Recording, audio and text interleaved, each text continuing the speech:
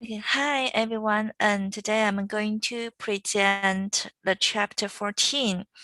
It's using light to control a gene expression dynamics. Okay, because just 2 days ago, it's the 32 years after the Tiananmen massacre. Um, there's some very famous photos that are taken on like this. The tag man is a world famous photo. And there are a lot of things and posters or banners that displayed and captured during that movement. And one of them, I'm choose this one, it says "Hi Democracy." Because actually, I'm really thinking that democracy is important for the science. Democracy is important for the development of the science. So why I say that? Because, and this is a pop science website, and it has account on the Weibo. It's kind of like a Chinese version of Twitter.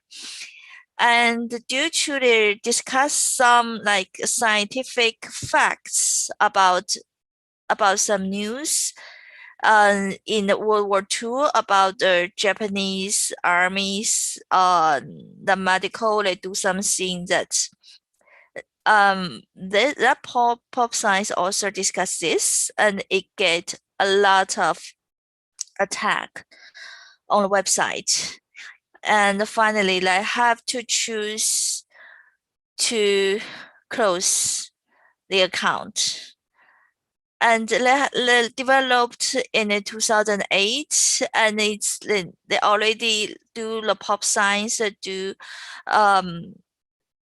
this is a non-profit organization, and they only want to do like to distribute the science, to increase the collective knowledge of science. And there are many reasons, but actually I think democracy is important. Okay. And so today's this chapter 14 is discussed about the light control of gene transcription. So they can use the genetic tools for manipulating the signal. So this basic concept actually is being discovered in like a chapter 6, 7, and a chapter 11, because they're using the LOV, the light oxygen voltage sense domain. Let me see, it shows up. Okay, I want to show that later.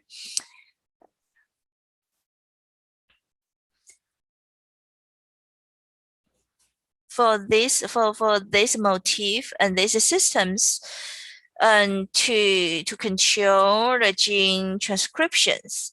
But in this chapter, actually they focused on a very specific examples to show like how this light can control the gene expression, and use a mathematics model to analyze that on how this systems working, and how the products, I mean the light control the protein products, and it's produced is determined by what.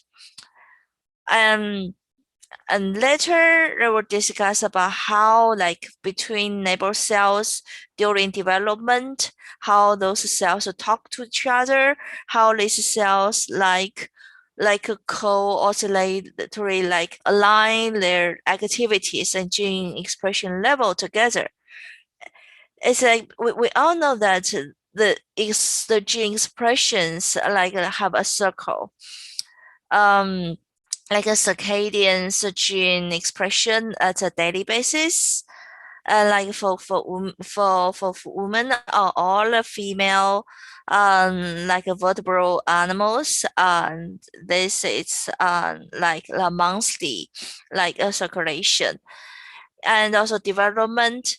It's like every cells have a clock, but how those different cells set the clocks together, and this is a quite interesting scientific question.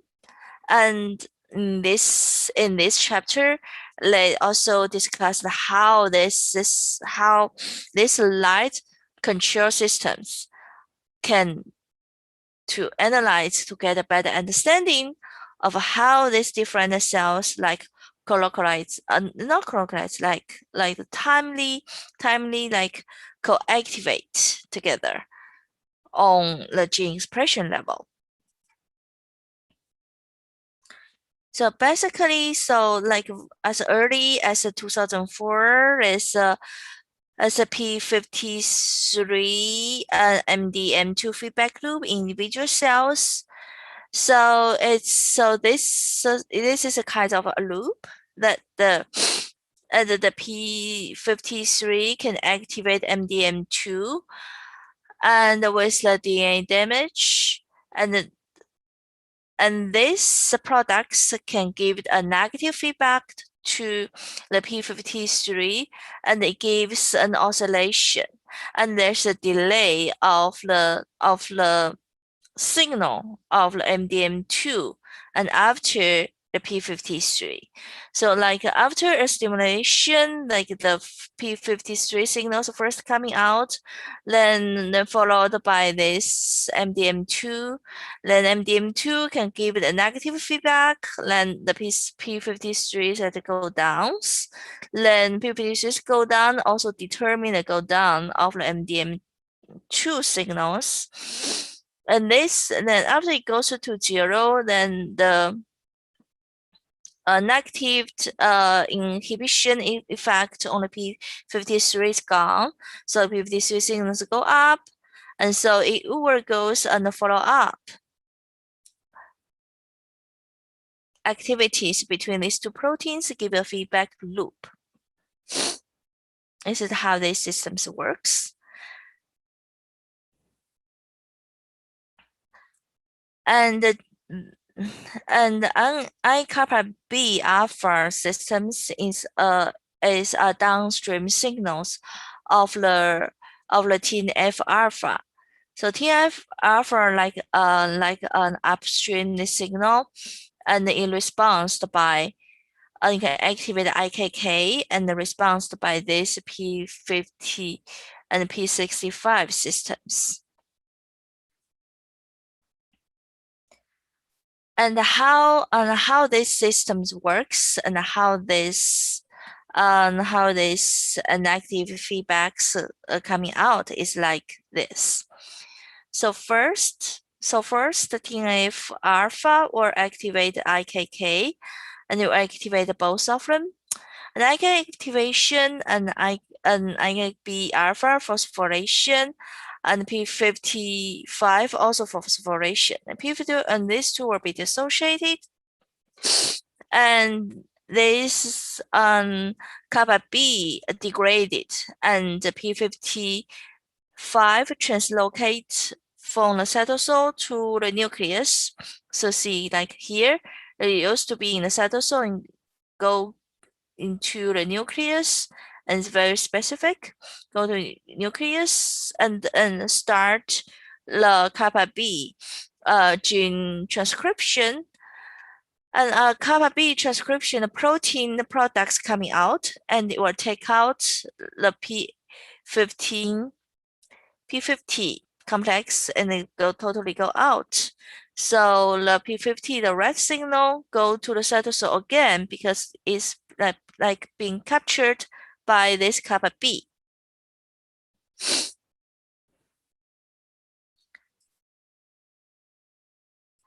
And after synthesized shuttle and and P65 dephosphorylation and were translocated to go to the cytosol and waiting for next time it can be phosphorylated again.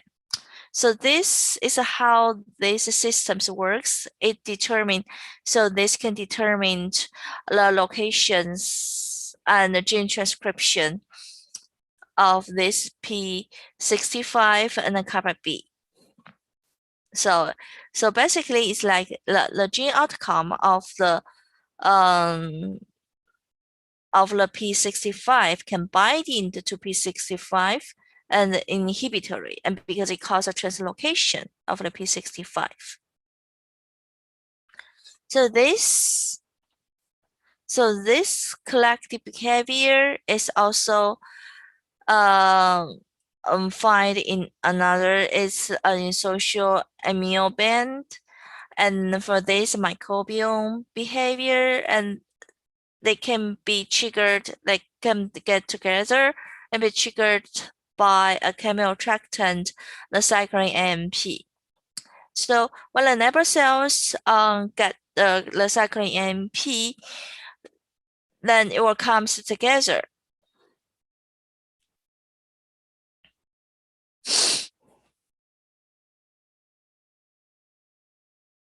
So this shows that the majority that the binding to the chromophone is with the LOV domain, and the LOV domain will bind into FMN or FAD. That's a flavin-based chromosome.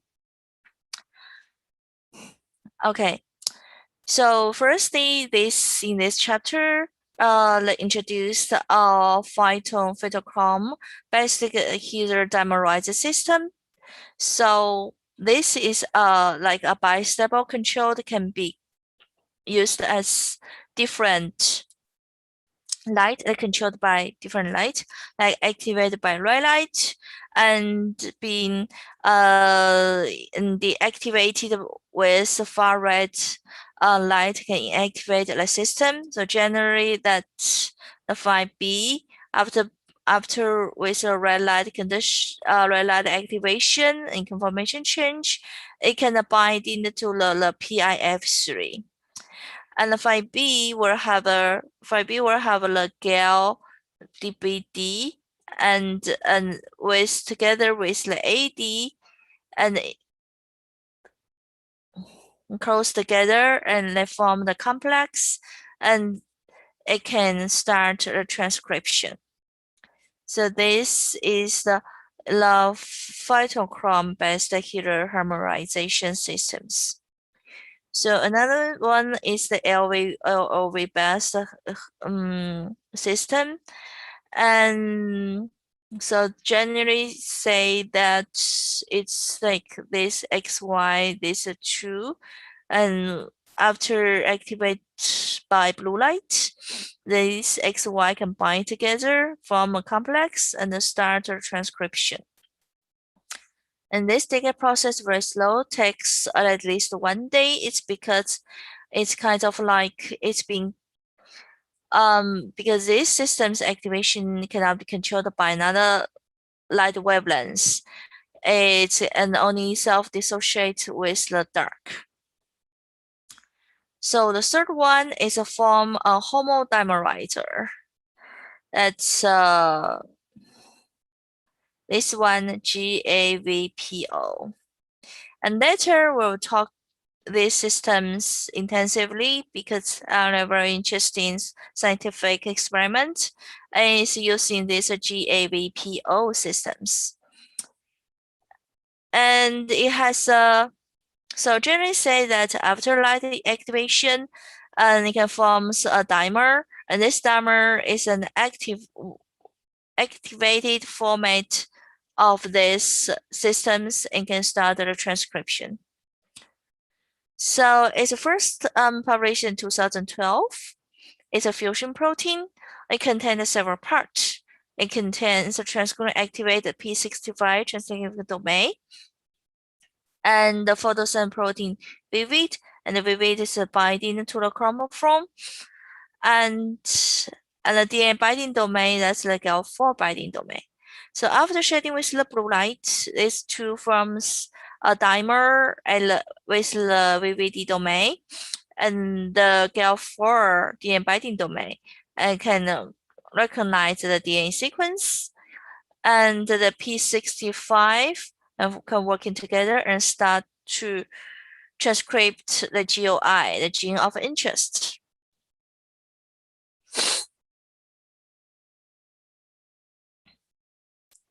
So there's a questions about that. Since these systems was being activated also in the dark, so this dissociate supposedly should be very slow. However, if like control these systems with a light pulse like every 3 hours, the gene expression levels it can follow up with this 3 hours interval. So it seems like it's much more like a faster than this system's previous design. So later is also the authors were trying to figure out then why it's more timely. So firstly, they find that when they choose the different 3 end terminals, and it will gives different outcomes. So it's like, for example, they use this HES1 terminals and they can follow up like quite like, and all signals can go down to the baseline within 3 hours. But if you use SV40 poly A sequence, and that time cost will be much elongated comparing to the HES1 3 terminal sequence. So firstly, so we need to choose a different the 3 end terminal sequence. So this 3 end terminal sequence, it can determine the response of the whole systems. So later on, this the authors use mathematical models and try to give a model and to analyze how the systems works. So first, they generally say that the speed or time constants of this binding this dimer to the mRNA, how many molecules and the total number, the number of DM binding activate proteins. So binding the to mRNA and produce the mRNA. So M is stand for mRNA.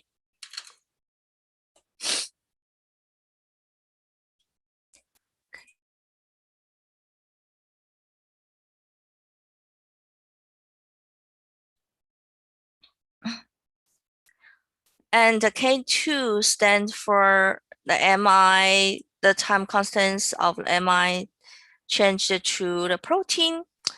And the phi stand for the degradation.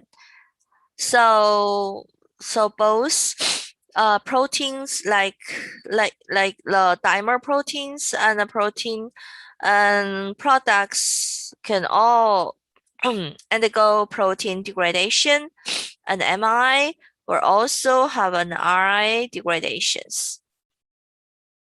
So these 3 degradations is alpha, beta, and gamma.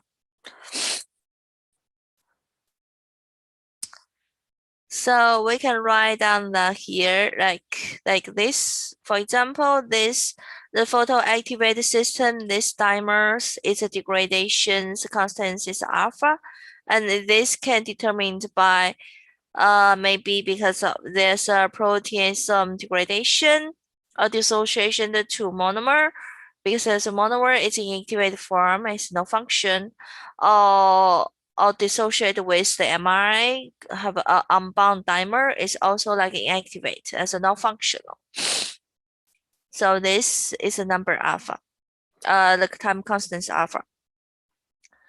So we can write this equation that dg divided by dt is minus alpha gt. So this is determined by the the total amount of those dimers that bind into the MI. And MI is changing, and is so there's a more this dimer, and there will be more MI produced, and the total amount of already existing MI, and it's inversive like relationship between the how this produce of the MIs the speed. And the proteins is determined correlated with the mRNA, and is inverse correlated with the total amount of the protein level already existed.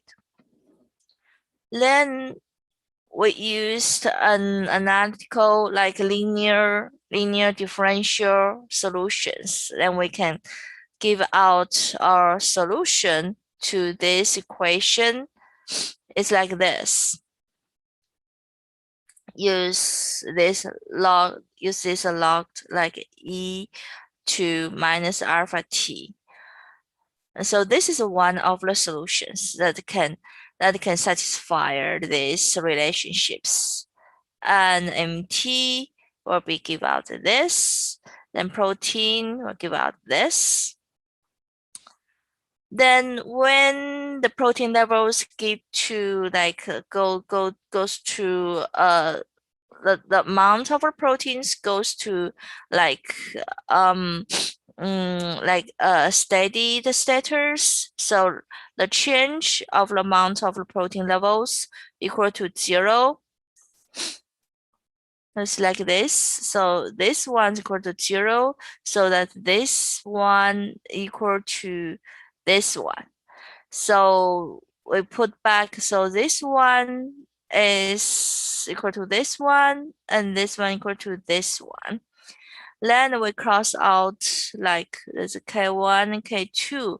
So K1, K2 is how the time constants of the production of the how this dimerized can give out the mRNA, and how the mRNA can give out the proteins, and we can cross out this, and also cross out this, and the initial amount of the dimers is irrelevant.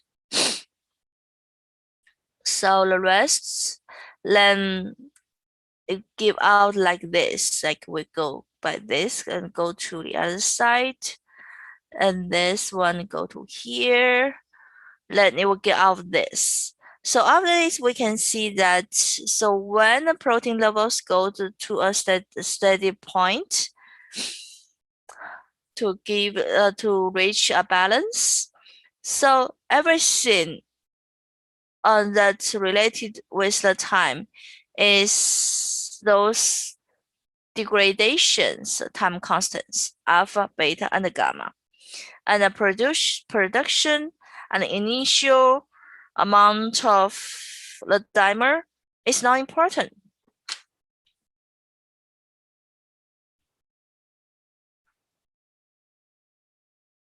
So again, it's like this. This equation is dependent of parameter G0, K1, and K2, and depend only on alpha, beta, and gamma.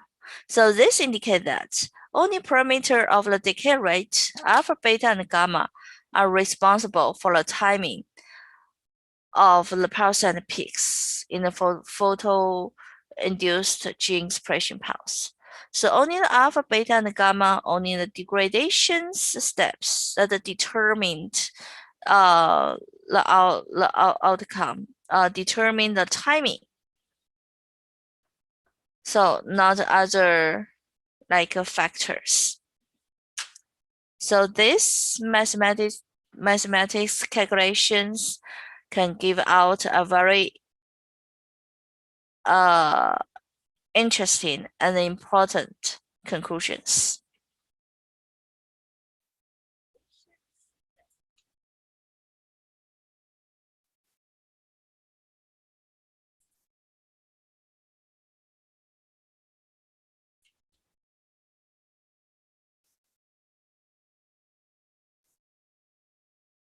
Well, to go move to this. Let me see. Do we already? Yes. This one. So the timings is determined by the degradation constants, alpha, beta, and gamma. So in this way, so with these models, then the computer can calculate and give out the half-life of the systems and with the timer and with the with the MI and the protein, and the data and fitting can match together very good. But of course, there's some delays here because in our previous assumption, we didn't include in the transcription and the gene binding, activation, binding, and transcription of this of MIs, and also MI produced proteins, and these will all take times. But with this result, I find out this time is about 9 minutes. So after 9 minutes, so half-life is 12 minutes. So we can like summarize like a 10 minutes. So it means that the gene expression like give a signal, then start to produce the proteins that have the proteins products to respond to these signals. It only takes 10 minutes. I think this is a very important knowledge, at least for me, because when I do experiment, just think that we can see that expression on the cells and at least in the 2 weeks. And the best outcomes of like expression on the retina neurons, it's 1 month. So at least 1 month, it will give a really good expression. However, and here we know that within the cells, actually it's just 9 minutes, and it will have a response. But of course, in the cell, is much faster. And for example, the cell cultures, usually we do experiment like 2 days after the transfection. And that's a DNA. So with a different half-lives, and we'll give out the different curves. So the next part of these chapters is quite focused on a development measure of that, how this gene expression can synchronized between the different cells. So instead of in previous stories, like using the light, and the reporters was in the same cells, and then here because they will try to figure out how different cells that can like activate together or have like gene expression response all together. And so they put the light signal in one cell, and the cells and labeled with blue, and it's called a center cell. And the reporter genes, the luciferase signals, is in the receiver cells. Then we'll try to see how these two cells signals are related to each other, and with this DLL1 ligand. So generally say that it's still using the JVPO systems, using the optogenetics input to activate this and forms a dimer, and then start to produce a delta, and it will represent on the plasma membrane, and it's a membrane binding. It's like an anchor crying the signals. It's not released within this within the actual cellular matrix, but it's binding with the cells. It will only affect with the cells that was the neighbor to it. And its receptors and the notch that can binding with the ligand. And there's some gamma secretions, some proteinase that can be secreted, and it's located in between the cells, and you can cut the receptors and give the intracellular part of the domains. Then it can start to produce the reporter signals, the luciferase signals, and it will give out the signals. So with this, we can find that so the signals is can respond to the light stimulation with this this is a sine waves. So the light pulse is kind of like this, and the response will be follow up. It's quite interesting here that actually the receiver's ratio, the receiver can be even can less, but it still can catch up the upstream cells signals. So just to show as this photo, actually receiver cells, those red cells are less. The cell numbers are less. So generally say that they have two different cell lines, and they have two different systems. And after cells were existed, and there are a lot of cells, then they put these cells together, they culture together. Have a mixed culture system on the same dish. Then we give out like some cells are sender cells, some cells are receiver cells. And this is quite interesting because you can see that only through this cell signal systems, the notch signals, and in this optogenetics experiment, it demonstrates that the downstream cells genes transcription can respond to upstream cells stimulation. And this stimulation, and in this here, is controlled by light. This is quite interesting. Of course, then later they're talking about that there's a binding another accessory proteins that was linked to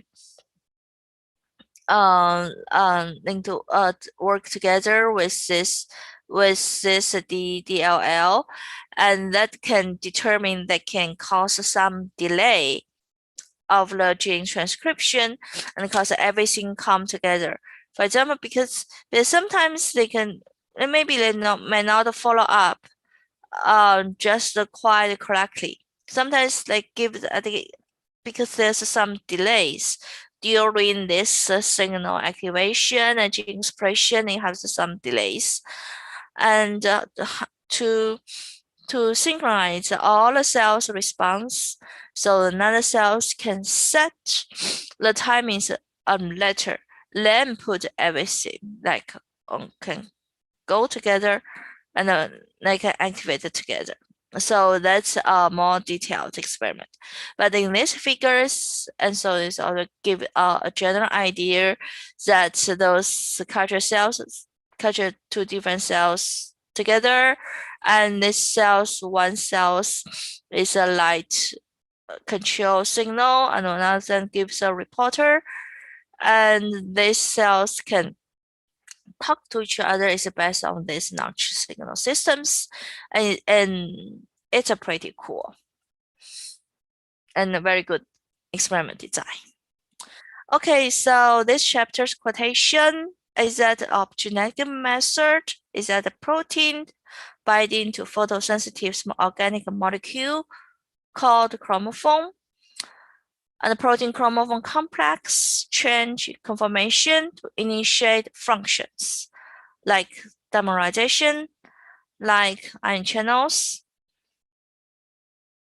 and conformation change, and like enzyme activities, etc. Thank you very much. See you next time.